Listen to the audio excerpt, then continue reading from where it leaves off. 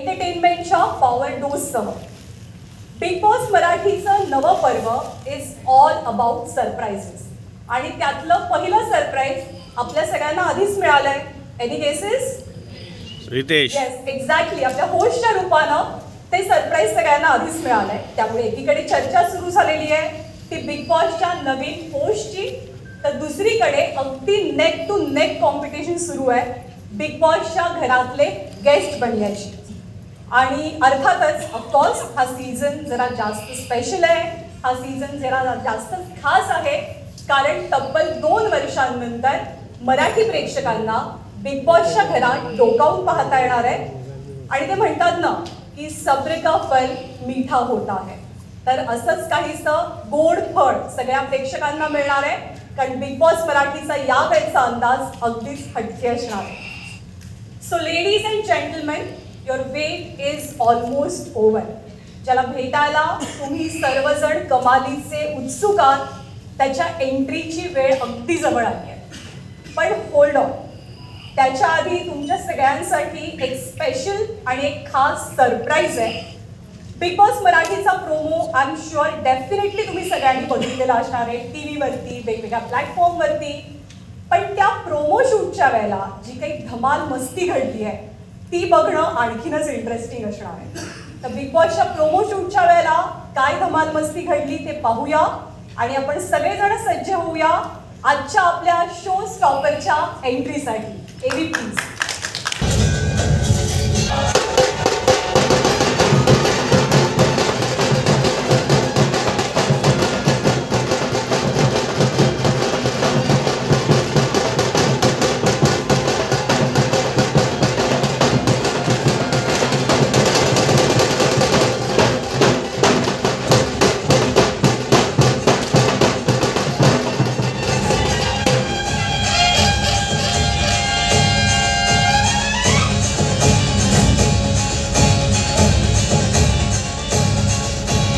कधी ऋषी भोसले तर कधी सत्या जाधव, प्रिन्सही तोच आणि कोट्यवधींचा माऊलीही तोच. बाभुळगाव ते बॉलिवूड असा आहे ज्याचा प्रवास. Architect, actor, television presenter, film maker, प्रत्येक मराठी माणसाच्या मनावरती अधिराज्य करणारा तो आहे बिग बॉस. स्वागत करूया रितेश देशमुख यांचं. रितेश, मनापासून स्वागत आहे आपलं. लय भारी प्रोमो, लय भारी एंट्री. आता उत्सुकता आहे ती तुमच्या होस्टिंगची. तुम्ही किती आणि कसे एक्साइटेड आहात? सर्वप्रथम वेळात वेळ काढून आपण सर्व इथे आलात त्याबद्दल मी तुमचा अत्यंत आभारी आहे. आणि एवढं सुंदर इंट्रोडक्शन मला 20 वर्षात कधीच मिळालं नाही, त्यासाठी मी तुमचा आभारी आहे. खरं म्हणजे बिग बॉसचा मी प्रचंड मोठा फॅन आहे या फॉर्मॅटचा, या शोचा. आणि आज ही संधी मला दिल्याबद्दल मी कलर्स टी व्हीचे आभार मानतो. आणि मी प्रचंड एक्सायटेड आहे कारण का हा माझा आवडता फॉर्मॅट आहे.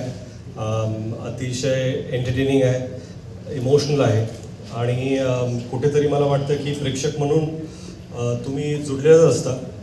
प्रत्येक गोष्टी ज्या गोष्टी शोमध्ये होतात, पण मला वाटतं की दॅट कनेक्शन जे प्रेक्षकांचं आणि कंटेस्टंटचं असतं.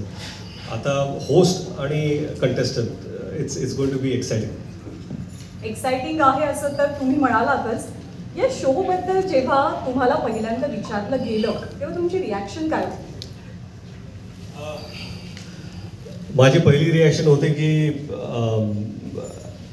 की खरंच आपण, माझी करण्याची तर इच्छा होतीच, परंतु ॲक्च्युली आमची टसल बऱ्याच दिवसांपासून चालू होती की कधी होतोय. माझा पहिला प्रश्न कधी होतं, मला करायची तर इच्छा आहे पण कधी होतं हा खरंच फार महत्त्वाचा प्रश्न होता. आणि मला जेव्हा हे सांगण्यात आलं की हा शो ह्या तारखेला होतोय आणि माझ्या 2-3 शूटिंग्स होत्या, पण मी म्हणालो की मी नक्कीच ॲडजस्ट करेन. आणि आय एम एक्सायटेड की 2-3 शूट्स मी अलीकडे पलीकडे पुश केलं आहे हा शो करण्यासाठी. होकार देण्याचं एकदम जेन्युइन रिझन किंवा एखादं खूप स्ट्रॉंग रिझन की हो मला हा शो करायचाच आहे? जो एका शोचा फॅन असतो त्याला जेव्हा ही संधी मिळते तो हो म्हणणारच आहे. आणि होस्टिंग बिग बॉस मला वाटतं की ऑपॉर्च्युनिटीपेक्षा जास्त it's an honour and I am extremely humbled and honoured to be hosting this show. आता एखाद्या टेलिव्हिजन शोचं होस्टिंग करण्याचा तुमचा काही हा पहिला अनुभव याआधी सुद्धा तुम्ही केलेला आहे होस्टिंग, पण आता बिग बॉससाठी काही स्पेशल तयारी केली आहे? आता तयारी सुरू आमची झालेलीच आहे आणि सर्व टीमबरोबर बऱ्याच वेळा आमच्या चर्चा झालेल्या आहेत, ब्रेनस्टॉर्मिंग सेशन झालेले आहेत. परंतु काय की कंटेस्टंट्स कोण आहेत हे मलाही माहीत नाही आहे, म्हणून त्याची अजून तयारी माझी झालेली नाही आहे. फॉर्मॅटची ऑफकोर्स चर्चा झाली कसं व्हायला पाहिजे, रिहर्सल्स पण सुरू आहेत आणि अजून होणार पण आहेत, बट इट्स एक्सायटिंग. आपण म्हणालात की आपण स्वतः या शोचे खूप मोठे फॅन आहात, तर या शोची अशी एखादी गोष्ट जी तुम्हाला खूप अट्रॅक्ट करते, खूप आवडते? मला वाटतं कुठल्याही शोज चालण्यासाठी ना त्या शोचे इमोशन्स कनेक्ट होणं फार गरजेचं असतं. कंटेस्टन्स येतात, त्यांच्याबद्दल आपल्याला काहीतरी माहिती असते, परंतु ती लोक व्यक्ती म्हणून कशी असतात ते या शोमध्ये 10व्या-12व्या दिवसानंतर आपल्याला कळायला सुरू होतं.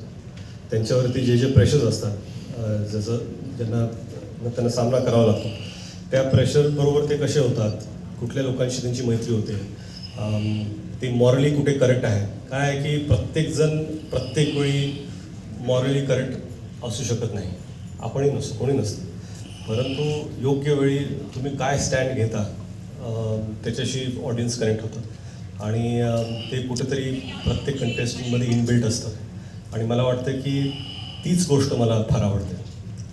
बिग बॉसची खासियत म्हणजे बिग बॉस या शोची जितकी चर्चा होते तितकीच चर्चा त्याच्या होस्टची सुद्धा होते. सो तुम्ही आता त्या क्लबमध्ये आलेला आहात आणि सलमान खान ऑफकोर्स तुमचे सगळ्यात चांगले मित्र, तुमच्या मैत्रीचे खूप किस्से आम्ही ऐकलेत, पाहिलेत तुम्हाला एकत्र. काही टिप्स घेतल्यात किंवा मिळाल्यात? काय माहिती आहे की ते जसं होस्ट करतात ना तसं मला वाटत नाही जगात, भारतात सोडा, जगात हा एक जगातला सर्वात मोठा प्लॅटफॉर्म आहे. जगात कोणीही होस्ट करू शकत नाही. त्यांची एक इनबिल्ट नॅचरल स्टाईल आहे, त्यांचा एक ॲटिट्यूड आहे, त्यांचा एक स्वॅग आहे, तो फक्त त्यांचाच आहे. आणि खरं म्हणजे त्यांना पाहून तर बरंच काही कळतं की कसं इंटरॅक्ट करायला पाहिजे, कुठल्या मर्यादा जपल्या पाहिजेत. आणि कसं आहे की कंटेस्टंट जसे स्टँड घेतात तसं होस्टला सुद्धा स्टँड घेणं गरजेचं असतं. आणि तिथं एक थिन लाईन असते की ते तुमच्या स्वभावामुळे तुम्ही एक स्टँड घेऊ शकता, परंतु एथिकली मॉरली तो स्टँड त्यावेळेस घेणं फार गरजेचं असतं आणि I will try and take that stand. तुम्ही खूप मोठे मल्टीटास्कर आहात, तुम्ही ॲक्टर आहात, फिल्ममेकर आहात, प्रोड्युसर आहात, तुम्ही टेलिव्हिजन प्रेझेंटर आहात, आणखी नव्यानता भूमिकेमध्ये तुम्ही येताय, हे स्टार्टअप आहे तुमचा. हे सगळं मल्टीटास्किंग तुम्हाला काय शिकवतं, काय देतं? सर्वात प्रथम ना मी सीकर आहे, मला नवीन नवीन गोष्टी करायची फार इच्छा असते आणि मला जर असं म्हटलं की हे शक्य नाही आहे किंवा अवघड आहे तर मला असं वाटतं की ते सर्वात पहिलं केलं पाहिजे. आणि आयुष्यामध्ये अशा बऱ्याच संधी समोर आल्या आणि I just took them on. आणि कसं आहे की इट्स नॉट की प्रत्येक वेळा तुम्ही यशस्वी होता किंवा तुम्ही जे पाऊल घेता ते यशस्वी ठरतं, परंतु प्रयत्न सोडले नाही पाहिजेत.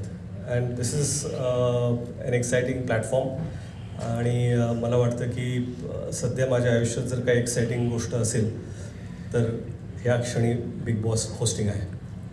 ही तुमच्या आयुष्यातली आत्ताची सगळ्यात एक्सायटिंग गोष्ट आहे. आपण बिग बॉसच्या प्लॅटफॉर्मवरती उभं आहोत, आपण बिग बॉसबद्दल बोलतोय.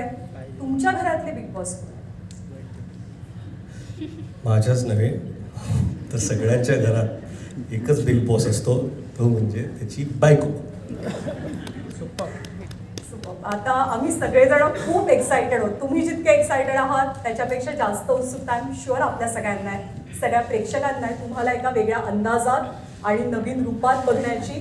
त्यासाठी अर्थात शुभेच्छा सुद्धा आहेत. थँक्यू. हा इव्हेंट आपल्याला पुढे न्यायचा आहे, आणि बिग बॉसचा हा सगळा मोठा घाट घालण्यासाठी कलर्स मराठी वाहिनी आणि एंडमॉल स्टाईल इंडियाचे जे पिलर्स या शोच्या पाठीमागे उभे आहेत, तर त्यांना आपण आता मंचावरती आमंत्रित करणार आहोत. Alok Jain, president general entertainment Viacom, Kedar Shinde, head programming colours Marathi, आणि दीपक भट, फाउंडर अँड ग्रुप CEO, बँकेचे एंडमॉल